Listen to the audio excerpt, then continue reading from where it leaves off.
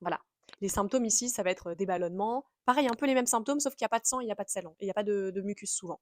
Mais on va retrouver quand même les ballonnements, des douleurs, des gaz, une alternance diarrhée-constipation, ou que de la constipation, ou que de la diarrhée tout le temps. Voilà, il y a vraiment des douleurs. Euh, c'est pas que dans la tête, hein, il y a vraiment des problèmes réels. Et ce qu'il faut savoir, c'est qu'il existe beaucoup d'outils. Et que tous ces outils demandent, donc bien sûr, il faut comprendre, il faut se former, parce que sinon vous pouvez tourner en rond très longtemps. Et ensuite, il faut l'appliquer, et il faut être patient, et il faut que ce soit personnalisé aussi.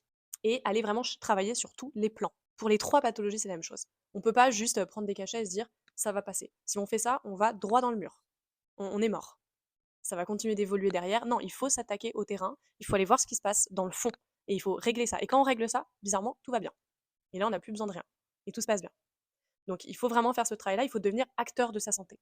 Et ce travail-là, il se joue à tous les niveaux, c'est-à-dire du concret, enfin, du physique au subtil. Il faut faire tout ce travail, c'est holistique.